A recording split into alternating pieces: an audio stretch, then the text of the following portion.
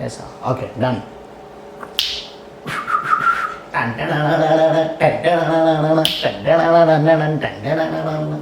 Okay done.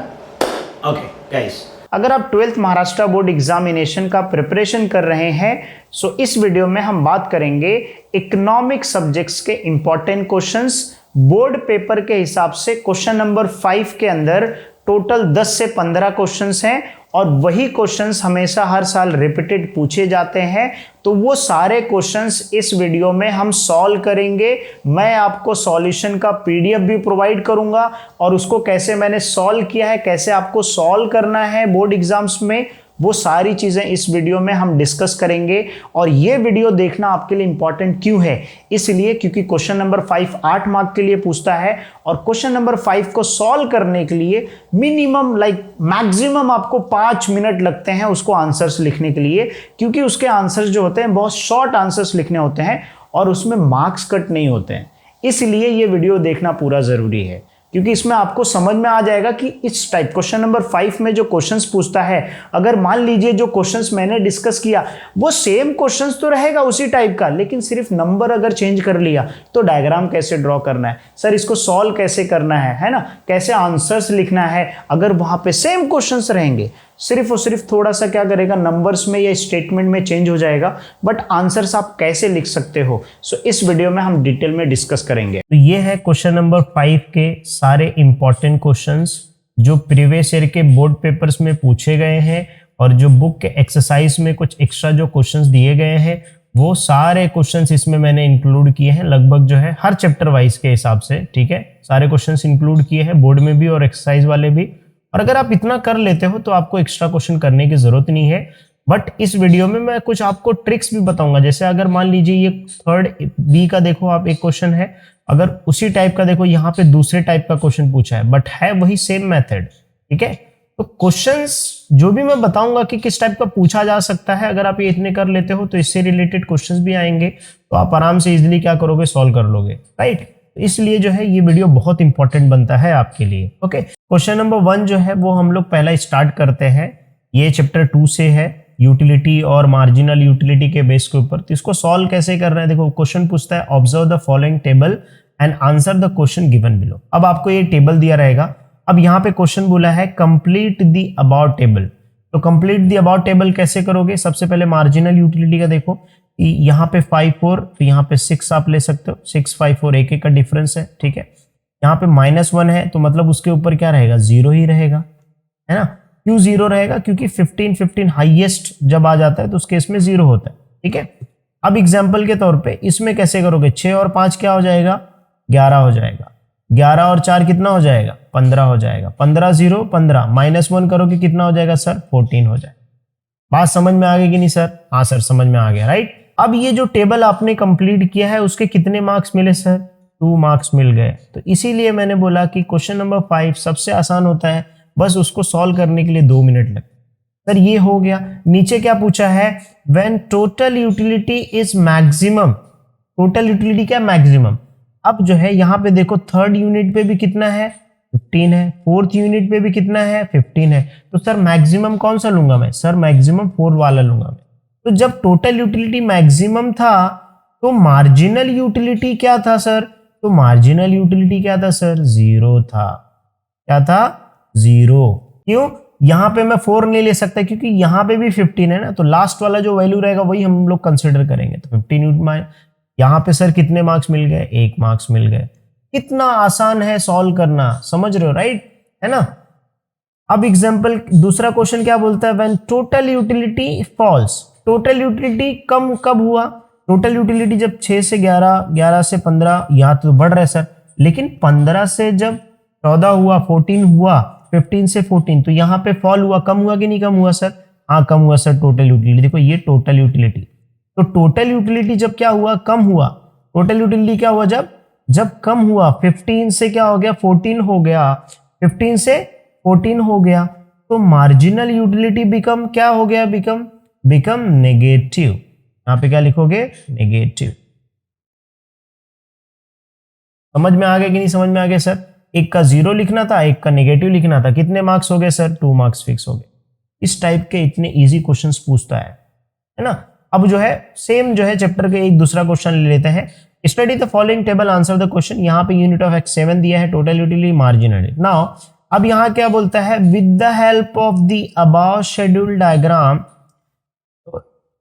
Above schedule draw the total utility and marginal utility का।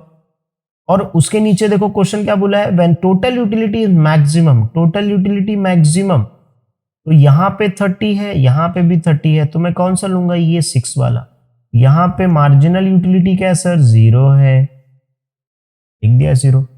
When total utility fall, जब 30 से 28 हुआ तो कितना हो गया, बिकम नेगेटिव। बात समझ में, दोनों आगे। सर ये वाला ए का डायग्राम क्या करना है, चलो उसके लिए भी मैं थोड़ा सा आपको हिंट दे देता हूं, बाकी आप इसके ऊपर पूरा लेक्चर है कैसे ड्रॉ करते हैं डायग्राम, ठीक है। ये y एक्सेस डाल दो, ये x एक्सेस को ले लो नंबर ऑफ, और यूनिट ऑफ x ले लो। यहां पे अगर यूनिट ऑफ x लिखा है तो यहां पे यूनिट ऑफ x ले, यूनिट ऑफ x, ठीक है। तो मैं रफ कर देता हूं, यूनिट ऑफ x ले लो। बात समझ में आ रही है, राइट। और यहां पे क्या लोगे, मार्जिनल यूटिलिटी और टोटल यूटिलिटी ले लोगे, ठीक है, ये y एक्सेस। अब देखो यहां से जो है नंबर ऑफ यूनिट कितना है, 1 2 3 4 5 6 7, टोटल 7 है, राइट, है ना। अब देखो मार्जिनल यूटिलिटी टोटल यूटिलिटी दो का गैप है सब में, तो हम लोग यहाँ पे क्या करेंगे, 2 काउंट करेंगे, ठीक है। दो का गैप लेंगे, 2 4 6 8 10, ठीक है, 12 14, ठीक है। मैं आपको मार्जिनल यूटिलिटी का कर्व बना के बताऊंगा, और यहाँ पे -2 ले लेंगे नीचे की तरफ, ये बीच में 0 है। तो मैं आपको मार्जिनल यूटिलिटी का कर्व बनाऊंगा, आप टोटल यूटिलिटी का कर्व बनाइएगा, और टोटल यूटिलिटी कर्व बनाने के बाद जो है आप मुझे टैग कीजिएगा इंस्टाग्राम पे, ठीक है, या मुझे व्हाट्सएप कर सकते हैं। ये नंबर है 9324646234, ठीक है, या डिस्क्रिप्शन में और भी नंबर्स रहेंगे 1-2, उस नंबर पे भी व्हाट्सएप कर सकते, ठीक है।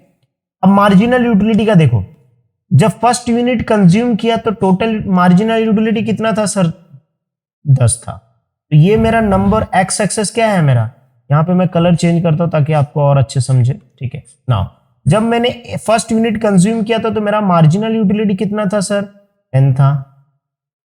बात समझ रहे हो, राइट है। थोड़ा समझ लीजिएगा बोर्ड पे जो है ड्रॉ कर रहा हूं मैं, बट आप स्केल से ड्रॉ करोगे तो परफेक्ट बनेगा। सेकेंड यूनिट सर जब मैं कंज्यूम किया तो मेरा मार्जिनल यूटिलिटी कितना था सर, 8 था। तो मैं सेकेंड यूनिट जब कंज्यूम किया तो मेरा मार्जिनल यूटिलिटी 8 हो गया, यहाँ पे पॉइंट निकल गया मेरा सर। जब थर्ड यूनिट कंज्यूम किया तो मेरा मार्जिनल यूटिलिटी कितना था सर, 6 था। तो मेरा मार्जिनल यूटिलिटी 6 है। आज समझ रहे हो, राइट। जब मेरा फोर्थ यूनिट कंज्यूम किया तो मेरा मार्जिनल यूटिलिटी सर कितना था सर, 4 था। तो देखो यहाँ पे जो है फोर्थ, आज समझ रहे हो, राइट। जब मैंने फिफ्थ कंज्यूम किया तो कितना है, -2 आया। जब मैंने फिफ्थ, सॉरी माइनस नहीं, +2 आया जब मैंने फिफ्थ कंज्यूम किया, ठीक है, ये थोड़ा सा लाइन नीचे जाना चाहिए। फिफ्थ कंज्यूम किया, जब 6 कंज्यूम किया कितना हो गया सर, 0 हो गया। कोई बात नहीं, 6 वाले पे हम लोग क्या करेंगे, जो ओरिजिन होता है ना, ये लाइन होता है, जब 0 आता है तो वो लाइन पे ही आ जाता है। फिर 7 जब कंज्यूम किया कितना हो गया सर, -2। तो चलो -2 नीचे ले लेते हैं यहाँ पे, ठीक है। तो आपका जो कर्व होगा वो एकदम स्ट्रेट इस तरीके से ड्रॉ किया जाएगा। इसका नाम दे दो मार्जिनल यूटिलिटी। सर हाँ समझ में आ गया। अब टोटल यूटिलिटी का ड्रॉ करोगे तो यहीं से स्टार्ट होगा, 10 से ही। दूसरा कंज्यूम किया कितना है सर, 8 है। इसका कलर मैं चेंज कर देता हूं सर। तो मैं क्या करता हूं, अल्टेक लो, ठीक है, 18 हुआ। तो देखो यहाँ पे सेकंड कंज्यूम किया, सेकंड का 18 कर दो, यहाँ पे 16, यहाँ पे 18, तो लगभग 18। तो ये कर्व क्या होगा, इस तरीके से जाएगा, ऊपर की तरफ जाएगा, है ना। तो आप ड्रॉ करके जो है जरूर मुझे व्हाट्सअप कीजिएगा, ठीक है। मुझे बहुत अच्छा लगेगा कि हाँ आपने प्रैक्टिस किया है, ठीक है। तो ये 2 क्वेश्चन बनते थे चैप्टर 2 के, ठीक है। अब हम लोग थर्ड चैप्टर के क्वेश्चन आ जाते हैं, ठीक है। यहां तक समझ में आ रहा है। थर्ड चैप्टर में जो है क्वेश्चन क्या पूछा है, पहला क्वेश्चन पूछता है, कलर चेंज करते हैं हम लोग पहला, okay. Now observe the following table. Again सब में वही सेम टाइप का क्वेश्चन पूछेगा। यहाँ पे क्या बोलता है, पहला नीचे question, complete the market demand schedule. तो मार्केट डिमांड मतलब होता है कंज्यूमर ए का प्लस कंज्यूमर बी का प्लस कंज्यूमर सी का प्लस। तो 16 + 12। तो आप क्या करोगे, ये तीनों को ऐड करोगे तो आपका क्या बन जाएगा, जो है यहाँ पे मार्केट शेड्यूल का एक बन जाएगा। अब जैसे मान लीजिए यहाँ पे जो है 1530 हो गया, 30, 33, 30 और आई गेस 43 आएगा ना। मेरा कैलकुलेशन अगर रॉन्ग हो जाता है तो जरूर कमेंट सेक्शन में बताइएगा, ठीक है। 12 प्लस 11 प्लस 10, तो ये कितना हो गया, 33 हो गया, है ना। बरोबर समझ में आ रहा है, राइट। नाउ 10 प्लस 9 प्लस 8, तो ये कितना हो गया, 9 27 हो गया। बात समझ में आ रही है, राइट, है ना। फिर 8 प्लस 6 प्लस 4, तो 10, 18। तो ये जो मेरा कंप्लीट हुआ, तो इस पे कितना मार्क्स सर, 2 मार्क्स। अब सर नीचे क्या बोलता है, ड्रॉ दी मार्केट डिमांड कर ऑन अबाव मार्केट शेड्यूल। तो आप क्या कर सकते हो, इसको ड्रॉ करना है सर, कैसे ड्रॉ कर सकते हो, यहाँ पे मैं आपको एक शॉर्ट में एक्सप्लेन करता हूँ ताकि आपको समझ में आ जाए। अगेन यहाँ पे आप क्या लोगे, एक एक्स एक्सेस लोगे, दूसरा क्या है, वाई एक्सेस लोगे, ठीक है। वाई एक्सेस क्या होगा सर, वाई एक्सेस होगा आपका प्राइस। यहाँ पे रफ करके थोड़ा अच्छे से लिखता हूँ ताकि आपको समझ में आए, ठीक है। वाई एक्सेस मेरा क्या होगा सर, प्राइस होगा। क्या होगा, प्राइस। एक्स एक्सेस क्या होगा मेरा, जो है यहाँ पे मार्केट डिमांड होगा। क्या होगा मेरा, मार्केट डिमांड। बात समझ रहे हो कि नहीं समझ रहे हो सर, हाँ सर समझ रहे हैं, राइट। मार्केट डिमांड, अब मार्केट डिमांड 18 से क्या है, 43 है। तो आप जैसे मान लीजिए 10-10 का गैप ले लीजिए, ठीक है। जैसे यहाँ पे 10 लीजिए, फिर 20 लीजिए, फिर यहाँ पे 30 लीजिए, प्लस 40 लीजिए, या आप 5-5 का गैप ले सकते हैं, कोई प्रॉब्लम नहीं। आपका जो डिफरेंस है, बट मेक श्योर करना कि डिफरेंस सेम रहे, ठीक है। प्राइस कितना है सर, यहाँ पे प्राइस डायरेक्टली 25 से 40 है, तो 0 से लेकर 25, यहाँ पे करो 25 के बाद जो है 30, 30 के बाद जो है यहाँ पे 35, यहाँ पे 40 और यहाँ पे जो है 40, हाँ 40 तक है, 40 प्राइस। नाउ अब प्राइस 25 पे कितना क्वांटिटी डिमांड था, मार्केट डिमांड 43 था। तो प्राइस जब 25 था तो मार्केट डिमांड टोटल कितना था, 43। यहाँ पे अपने को जो है 50 भी लेना पड़ेगा, तो इसके थोड़ा सा 40 के आगे थोड़ा सा रहेगा। मैं करो ड्रॉ करता हूँ, तो मैं थोड़ा जूम कर देता हूँ ताकि और अच्छे से जो है, ये 40 के आगे क्या रहेगा, थोड़ा सा रहेगा। जब मेरा प्राइस 30 था तो मेरा कितना क्वांटिटी डिमांड था, 33 था। यहाँ पे देखो जब मेरा प्राइस 30 गया तो मेरा डिमांड कितना हो गया, 33 हो गया। तो अब ये 30 है, तो 30 के थोड़ा सा आगे ले लो पॉइंट, ठीक है। फिर इसी तरीके से जो आपका डिमांड कर क्या बनेगा, डाउनवर्ड बनेगा। बात समझ में आ गई सर, हाँ सर समझ में आ गई, राइट। इस तरीके से जो है आपको डायग्राम्स ड्रॉ करने हैं, ठीक है। तो हो गया 2 मार्क्स डायग्राम ड्रॉ करने के, इतना आसान क्वेश्चन है। अब यहाँ पे दूसरे क्वेश्चन में जो पूछा है, observe the given diagrams and answer the following. अब ये डायग्राम दिया है सर, इसका ये डायग्राम किसका है, मैं आपको बता रहा हूँ। ये डायग्राम है चेंज इन डिमांड का। इसका डायग्राम है सर चेंज इन डिमांड का। सर चेंज इन डिमांड का कैसे आपको पता चला ये चेंज इन डिमांड का है, क्योंकि यहाँ पे देखो जो प्राइस है ओपी वो सेम ही है, लेकिन मेरा क्वांटिटी डिमांड OQ से OQ1 हो रहा है और OQ से OQ2 हो रहा है। तो चेंज इन डिमांड का डेफिनेशन क्या बोलता है, चेंज इन डिमांड का डेफिनेशन बोलता है डिमांड चेंज होता है due to change in other factors, price will not change, price will remain constant. तो इससे मुझे समझ में आया कि चेंज इन डिमांड मतलब प्रोडक्ट का डिमांड बढ़ता है घटता है प्राइस की वजह से नहीं, अदर फैक्टर की वजह से। सर अदर फैक्टर क्या हुआ, पॉपुलेशंस, इनकम, उसके अलावा जो है price of subsidised goods, complementary goods, advertisements, climate conditions, technology, ये सारे अदर फैक्टर्स होते हैं। तो उसकी वजह से जो एजम्पशंस है ना लॉ ऑफ DMU का, लॉ ऑफ डिमांड का, या डिटर्मिनेंट जो है ना वही हो जाते हैं अदर फैक्टर्स। तो मुझे समझ में आ गया सर। अब मैं इसका आंसर इजीली लिख सकता हूं। यहां पे क्या बोलता है, right shift in demand curve. अब ये तो लेफ्ट है और ये क्या है, राइट है। तो अगर राइट शिफ्ट हो रहा है तो ये क्या हो जाएगा सर, इंक्रीज इन डिमांड हो जाएगा। अगर लेफ्ट शिफ्ट हो रहा है, देखो यहां से जो है पहले देखो OQ है, राइट। अगर ये राइट की तरफ Q से OQ1 हो रहा है, मतलब ये राइट शिफ्ट हो रहा है तो इंक्रीज इन डिमांड रहेगा। अगर लेफ्ट शिफ्ट हो रहा है तो क्या रहेगा, डिक्रीज इन डिमांड। तो यहाँ पे लिखो इंक्रीज इन डिमांड, यहाँ पे लिखो डिक्रीज इन डिमांड, ठीक है। अच्छा यहाँ पे प्राइस क्या होता है, रिमेन द सेम भी बोल सकते हो, सेम, और कांस्टेंट भी लिख सकते हो, कांस्टेंट। सर समझ में आ रहा है सर? हाँ सर समझ में आ रहा है, ठीक है। Increase and decrease in demand comes under change in demand. इतना आसान क्वेश्चन रहेगा, इतना आसान क्वेश्चन पूछेगा आपको एग्जाम से। अब एक और डायग्राम है देखो ए एंड बी का, ठीक है। अब यहां पे क्या बोला है, क्वेश्चन दिया है, ठीक है। आपको पहले पूछा है diagram A represents, diagram A क्या रिप्रेजेंट्स करता है, ठीक है, और डायग्राम बी क्या रिप्रेजेंट्स करता है। ये जो है आप मुझे कमेंट सेक्शन में जरूर बताइएगा, ठीक है। और इसका आंसर जो है, ठीक है, देख लीजिए आप, इसका आंसर जो आप मुझे कमेंट सेक्शन में बताइएगा। हालांकि इसका आंसर जो होगा पीडीएफ आंसर्स, वो मैं क्या करूंगा मंडे तक का जो है या ट्यूसडे तक का जो है मेरे वेबसाइट पे मैं अपडेट कर दूंगा और टेलीग्राम पे भी शेयर कर दूंगा, ठीक है। ओके, नाउ आगे बढ़ते हैं।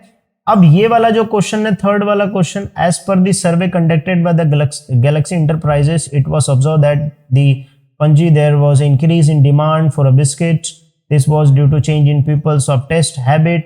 Consider this opportunity. Galaxy Enterprises borrowed the capitals from the Bank of India, purchased the wheat from the farmers, and started producing biscuits. The company had competitions from the Andromeda Food Limited, the producer of cream biscuits. One more research conducted by the Galaxy Enterprises made them realize to rise the demand for the biscuit, the demand for a tea also increased. The Galaxy Enterprise.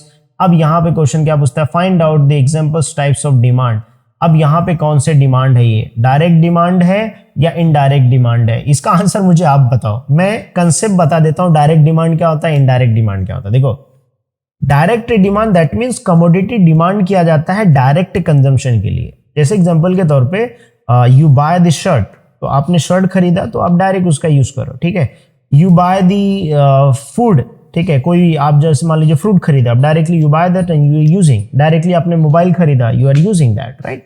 Same time पे अगर आप मान लीजिए कोई ice cream बनाने की machinery खरीद रहे हो, ठीक है, या घर बनाने के लिए आप लेबर्स को हायर कर रहे हो, तो वो क्या हो जाएगा, इनडायरेक्ट डिमांड हो जाएगा, ठीक है। तो मैंने कंसेप्ट बता दिया, answer I want to know in comment section. Okay, give your opinion to reference the above page. आपका ओपिनियन देना है तो आप बताइए कि भाई इसमें ओपिनियन में क्या आप दे सकते हैं, ठीक है।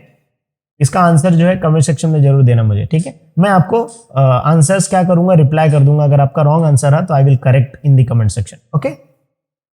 बट मेक श्योर कमेंट करना तो सब्सक्राइब कर ले, ओके, तभी आपको कमेंट सेक्शन के मेरा रिप्लाई जाएगा, ओके, नहीं तो नहीं जाएगा। उसके बाद थर्ड बी है। अब थर्ड बी वाला ये क्वेश्चन सबसे इंपॉर्टेंट है, क्योंकि अगर ये क्वेश्चन पढ़ लिया तो इससे 3 क्वेश्चन तुम्हारे कवर होंगे। पहला पॉइंट मेथड, ज्योमेट्रिकल मेथड, जो इलास्टिसिटी ऑफ डिमांड का मेजरमेंट है। दूसरा जो है इसका types of price elasticity demand है, ठीक है।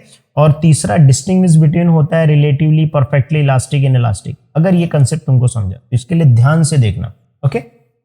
नाउ अब यहां पे क्वेश्चन क्या पूछता है कि the following A E is the linear demand curve of a commodity on the basis of diagram whether statement is true and false. अब यहां पे लिखा है at point C, demand point C relatively elastic demand, 1 marks का है, ये point है। ये पॉइंट पे क्या मेरा डिमांड इलास्टिसिटी डिमांड है, क्या मेरा इलास्टिसिटी डिमांड है सर, ये मुझे मालूम करना है ट्रू है या फॉल्स है। तो मैं कैसे मालूम करूंगा, इसके लिए फॉर्मूला है। देखो, जब भी आप मालूम करते हो तो ये पॉइंट मेथड और ज्योमेट्रिक मेथड बोलते हैं। तो इसका इलास्टिसिटी ऑफ डिमांड मालूम करना है तो lower limit divided by upper limit, मतलब lower segment of the curve, lower, इसको ये कर्व है ना, ये लीनियर कर्व है। क्या है, लीनियर, लीनियर में मतलब स्ट्रेट लाइन है एक। तो लीनियर कर्व पे lower on the above curve, lower limit of on the demand curve, और ये यू मतलब अपर जो है curve, upper limit of on demand curve, ठीक है। ये क्वेश्चन है L divided by U। Full form book में लिखा रहेगा लोअर जो है सेगमेंट ऑफ द डिमांड का और upper segment of the demand curve, ऐसा करके लिखा रहेगा, बट मैं शॉर्ट में लिख रहा हूँ लोअर डिवाइडेड बाय अपर, ठीक है। नाउ आप यहाँ पे वैल्यू, आप मान लीजिए एग्जांपल के तौर पे ये जो A से लेके E तक का जो वैल्यू है टोटल 8 है, तो अगर मैं उसको 2 में डिवाइड कर देता हूँ, ठीक है, if I divide into 2 equal parts, अगर मैं डिवाइड करता हूँ, अज्यूम करो, मान लो, ठीक है, इकोनॉमिक्स को समझाने के लिए कहीं कहीं पे अजम्पशन लगता है, ठीक है, कहीं क्या बहुत सारी जगह अजम्पशन लगता है। तो ये 8 है, तो तो अब लोअर सेगमेंट में जो सी से लेके ई तक का वैल्यू है उसमें उसकी वैल्यू कितनी है सर? 2 है। कितनी वैल्यू है? 2। क्योंकि इसके नीचे कुछ वैल्यू है क्या? नहीं, ये तो बस सिर्फ इतना ही हुआ ना। मैं कलर चेंज करता हूं ताकि और अच्छे से आपको समझे। सी से लेके ई तक का वैल्यू कितना है सर? 2 वैल्यू है। सर ऊपर की वैल्यू कितनी है सी से लेके ए तक का? 2 + 2 + 2 टोटल कितना है सर? 6 है। अब इसको सॉल्व करो। 2 × 1 = 2, 2 × 3 = 6, 1/3। अब आंसर क्या आएगा? 0.33 आएगा आंसर, है ना। अब जो है यहां पे जो मेरा ईडी का वैल्यू आया है, जो मेरा ईडी का वैल्यू आया है वो कितना आया है? 0.33। बात समझ रहे हो? 0.33 आया, राइट, है ना। अब 0.33 आया, अगर मैं इक्विलिब्रियम 1 से जो है कंपेयर करता हूं तो इसमें बड़ा कौन सा है? 0.33 बड़ा है कि 1 बड़ा है? सर 1 बड़ा है। कौन बड़ा है? 1। तो यहां पे जब ईडी क्या होता है? <<1 होता है, तो उस केस में बताओ इलास्टिसिटी डिमांड कौन सा होता है? रिलेटिवली इलास्टिक होता है या रिलेटिवली इनइलास्टिक? बताओ, कमेंट करके बताओ, क्योंकि ये मैं सॉल्व करके बता दिया आपको, ठीक है। चलो मैं बता ही देता हूं। ये जो ईडी <<1 होता है तो यहां पे क्या होता है? रिलेटिवली इनइलास्टिक डिमांड होता है। क्या होता है? Relatively inelastic. तो पॉइंट सी पे क्या है? Relatively elastic demand. तो ये इसका आंसर क्या रहेगा सर? फॉल्स। क्या है? फॉल्स। फॉल्स लिखोगे because at point C demand is relatively inelastic. क्योंकि पॉइंट सी पे डिमांड क्या होगा? Relatively inelastic. बात समझ में आ गई सर? हाँ सर, समझ में आ गई। अब पॉइंट बी पे क्या है? यूनिटरी इलास्टिक डिमांड है। तो पॉइंट बी सर कहां? यहां पे है। चलो इसको भी सॉल्व करके बता देते हैं आपको। Elasticity of demand is equal to lower limit divided by upper limit. मैंने पहले बोला लोअर लिमिट मतलब lower segment on demand curve, U मतलब upper segment on demand curve, ठीक है। अगर ये नहीं समझ में आया तो एक वीडियो में क्या करूंगा, डिस्क्रिप्शन में या यहाँ कहीं पे आई बटन पे आ रहा होगा, वो जो है जाके वीडियो देख लेना। इसमें मैंने पूरा अच्छे से समझाया, ठीक है, ये कैसे सॉल्व करते हैं, ठीक है। फिर भी मैं आपको पूरा एक्सप्लेन कर रहा हूं। अब यहां पे जो है, अब कौन से पॉइंट पे मालूम करना है मुझे? पॉइंट बी पे मालूम करना है। इस पे पॉइंट बी पे। तो पॉइंट बी के ऊपर वाला क्या हो जाएगा? अपर सेगमेंट हो जाएगा, और ये नीचे वाला क्या हो जाएगा? पूरा लोअर सेगमेंट। ये लोअर सेगमेंट हो गया, और ये वाला ऊपर वाला क्या हो गया? अपर सेगमेंट हो गया। तो लोअर सेगमेंट की वैल्यू 2 + 2 + 2 कितना हो गया सर? 6 हो गया। अपर सेगमेंट की वैल्यू कितनी की? 2 होगी। तो 2 × 1 = 2, 2 × 3 = 6।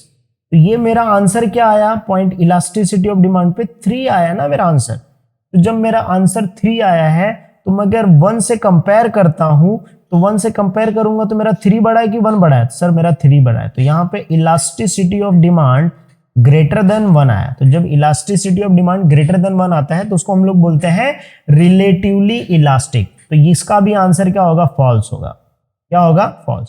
क्यों?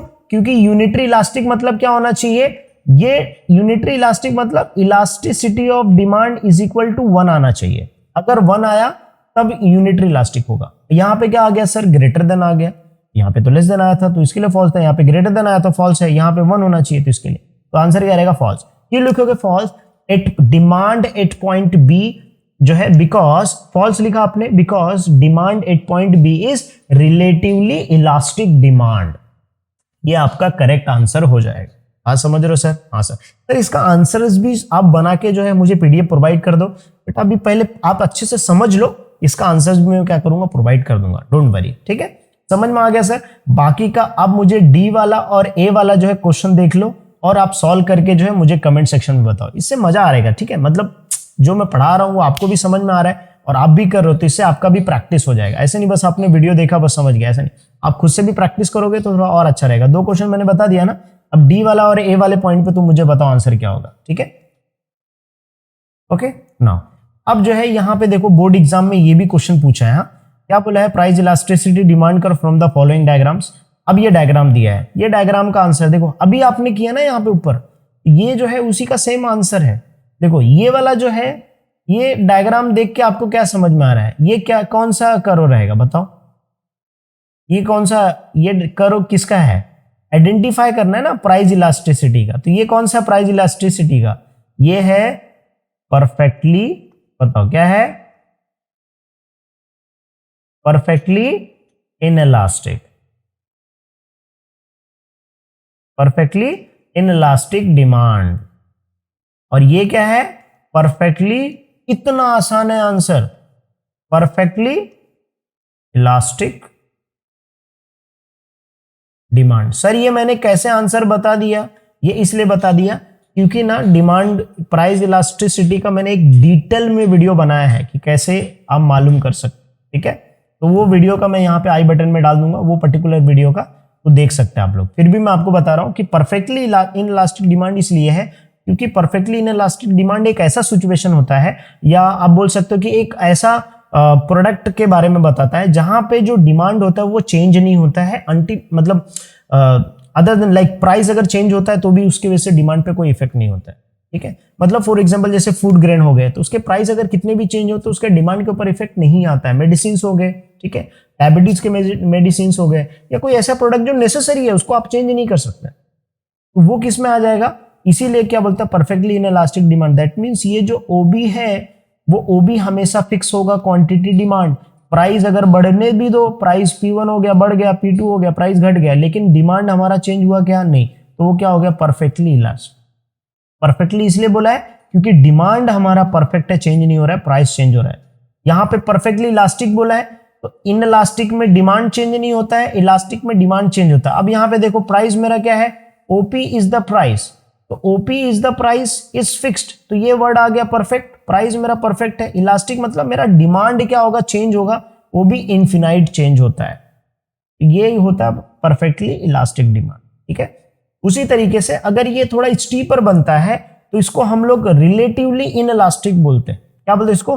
Relatively in elastic. मैं लिख देता हूं यहां पे रिलेटिवली इन इलास्टिक। और ये क्या होगा? थोड़ा फ्लैटर बन रहा है। देखो अगर ये स्टीपर है, स्टीपर मतलब आप पहाड़ से कूद रहे हो, और फ्लैटर मतलब आप अपने जो है घर के अंदर सीढ़ी, 2-3 सीढ़ी बनी उससे आप कूद रहे हो, ठीक है, या रोड का ढलान है उससे कूद रहे हो, ठीक है। तो दोनों में डिफरेंस होता है, पहाड़ से कूदना और सीढ़ी से कूदना, दोनों में डिफरेंस होता है। सीढ़ी एकदम स्टीपर नहीं होता है, बहुत कम जगह स्टीपर होता है, बट आप ऐसा मानो कि घर का नॉर्मल फ्लैट है, थोड़ा सा सिर्फ ढलान है, बस वैसा। तो ये थोड़ा ढलान है, ये पूरा पहाड़ है, ठीक है। ये जो है क्या होगा? Relatively elastic demand. ये 4 पॉइंट लिखा और आपको यहां पे जो है 4 मार्क्स मिल गए, ठीक है। ये इतना आसान है क्वेश्चन, ठीक है। अब एक क्वेश्चन और हम लोग कर लेते हैं, ठीक है। अब यहां पे डायग्राम दिया है, क्या बोला है? Demand at point P2 is relatively elastic. P2 कहां है? यहां है, ठीक है। क्या है? Relative elastic. Is the statement is true और फॉल्स। अब इसको हम लोग चेक कैसे करेंगे? अगेन वही सेम एजम्पशन, यहाँ पे 2-2 कंसीडर कर लो, 2-2 कंसीडर कर लो, ठीक है। Lower limit divided by upper limit, ठीक है। पॉइंट यहाँ पे हम लोग P2 का मालूम कर रहे हैं, 0.2P लोअर लिमिट डिवाइड। अब देखो लोअर लिमिट में कितना है? 4 है, अपर लिमिट में भी कितना? 4। सर कैसे पता चला? देखो P2 से नीचे का वैल्यू कितना है? 2 + 4, और P2 के ऊपर भी कितना है? 2 + 4, तो दोनों 4 डिवाइडेड 4 1 आ गया। तो भाई जो P2 पे है वहां पे इलास्टिसिटी ऑफ डिमांड क्या आ रहा है? 1 आ रहा है। तो जब 1 आ रहा है तो ये क्या होता है? यूनिटरी इलास्टिक होता है। तो P2 पे डिमांड, यहां पे आंसर क्या लिखोगे? Answer is false. क्यों आंसर फॉल है? Because at point P2 demand is relatively elastic. अब यहां पे बोलता है identify the elasticity of demand at point P। ये वाले पॉइंट पे डिमांड मुझे मालूम करना है। तो सिंपल है, अगर मैं पॉइंट P पे lower limit divided by upper limit करता हूं तो यहां पे जो है क्या आ जाएगा? लोअर लिमिट का वैल्यू 8 है, अपर लिमिट का वैल्यू 0 है। तो जब नीचे 0 आता है तो ये डिवाइड नहीं होता, इसका वैल्यू डिफाइन नहीं होता है, तो इसके लिए क्या? इन्फिनाइट है। मतलब यहाँ पे इन्फिनाइट होगा तो अभी मैंने क्या बताया आपको? इन्फिनाइट होगा तो क्या रहता है? Perfectly elastic demand. तो ये वाले ए वाले P वाले पॉइंट पे क्या होगा? परफेक्टली इलास्टिक डिमांड होगा। एकदम इजी है, परफेक्टली इलास्टिक है। मैं लिख देता हूं परफेक्टली इलास्टिक। अगर कुछ गलत होगा तो प्लीज कमेंट सेक्शन में मुझे बताइएगा, ठीक है।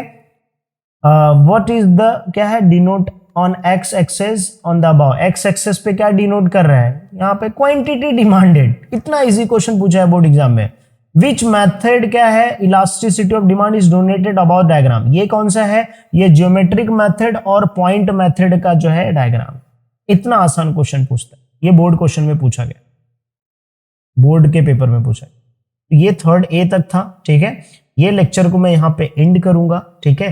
क्या आप इसका आंसर खुद से सॉल्व कर सकते हो रेस्ट चैप्टर का, कि अगर रेस्ट जो चैप्टर नंबर 4 है, चैप्टर नंबर 5 है, या मुझे एक दूसरा वीडियो बनाना चाहिए, ठीक है। वो मुझे आप कमेंट सेक्शन में जरूर बताइएगा, मैं डेफिनेटली श्योर इसके ऊपर वीडियोस बना दूंगा। ओके, तो वीडियो कैसा लगा कमेंट सेक्शन में जरूर बताइएगा। वीडियो को लाइक कर देना, ज्यादा से ज्यादा लाइक करना, ताकि मैं इसका जो दूसरा पार्ट है, बाकी के जो क्वेश्चन है वो भी मैं क्या करूँ, सॉल्व करूँ, ठीक है। चलो मिलते हैं नेक्स्ट वीडियो में।